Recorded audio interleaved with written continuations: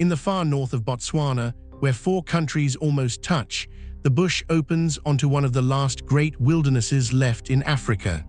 This is Chobe, a land measured not in fences, but in herds.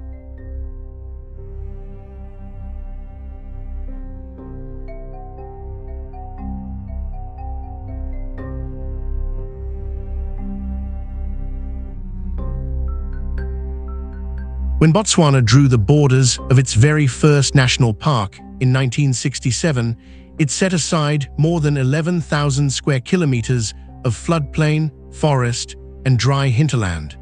Chobe was the beginning of a young nation choosing wildlife over the gun.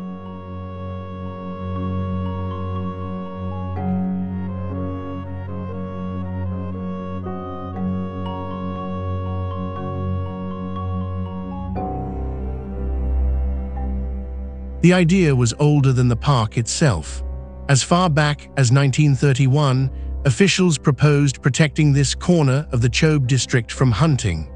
A year later, 24,000 square kilometers were closed to the rifle, a promise that would take decades to fully keep.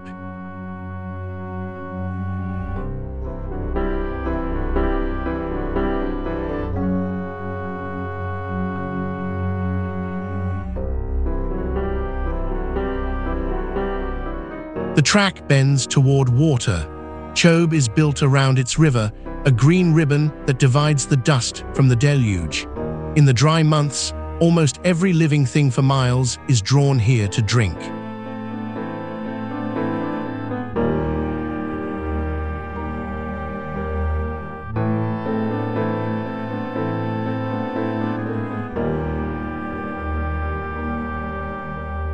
The park is really four worlds in one.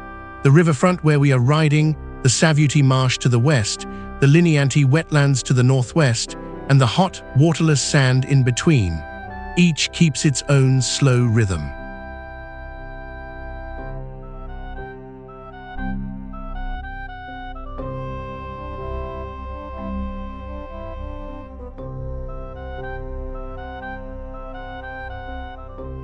And then, the first of the giants. A lone bull moves across the floodplain, knee-deep in new grass, completely unbothered by the little vehicle watching from the edge of the track.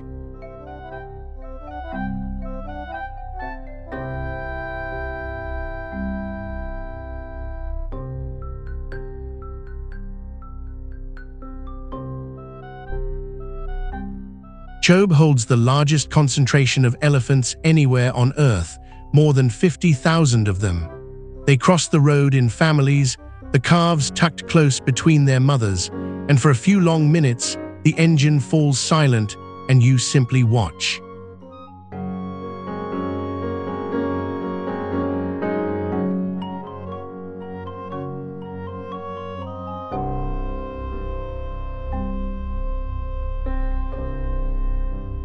Long before it was a park, this was home. The San, the first people of this land, red the bush for water and game, carrying everything they owned. The Basubiya came later, following the rivers, fishing and planting along the floodplain.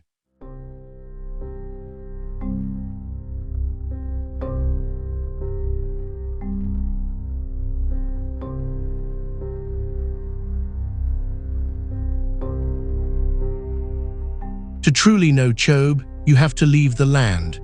The river is the border itself, the dividing line between Botswana and the Caprivi strip of Namibia, part of a vast Transfrontier wild that stitches 5 countries into one.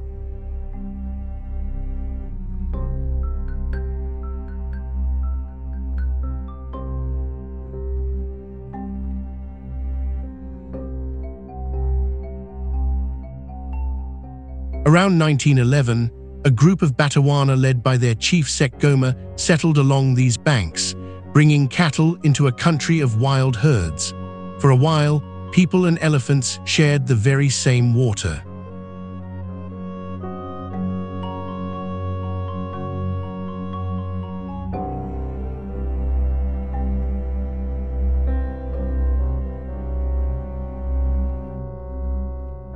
From the boat, the floodplain shows its detail. Channels of papyrus and reed, islands that appear and vanish with the flood, and a sky that seems to hold the whole season at once.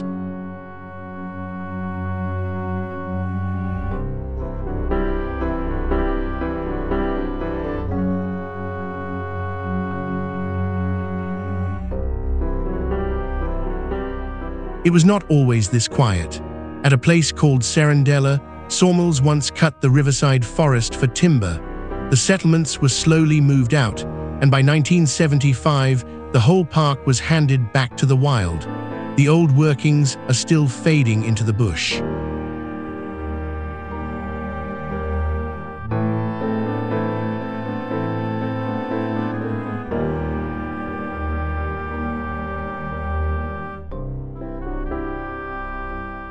And the elephants return to the water, as they always have.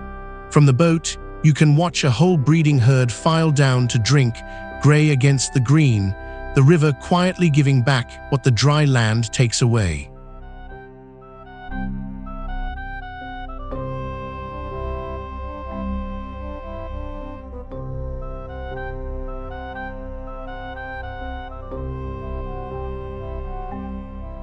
This is the green season, when the rains arrive in towering walls of cloud and the floodplain turns to lawn.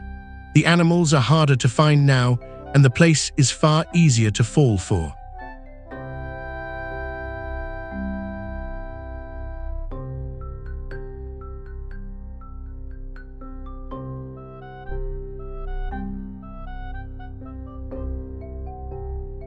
Chobe asks nothing of you but your attention.